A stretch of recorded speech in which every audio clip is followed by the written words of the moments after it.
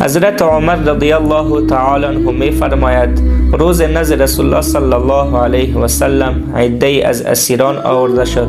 که در میان آنها زنی بود که بی صبرانه در جستجو و تلاش طفل گم شده خود بود که ناگهان آن زن طفل خود را در میان اسیران پیدا کرد و او را در آغوش گرفت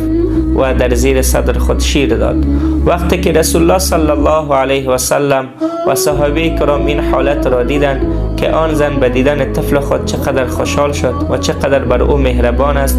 پس رسول الله صلی الله علیه و سلم از صحابه کرام پرسیدند که آیا شما چی فکر میکنید که این زن طفل خود را در آتش می اندازد؟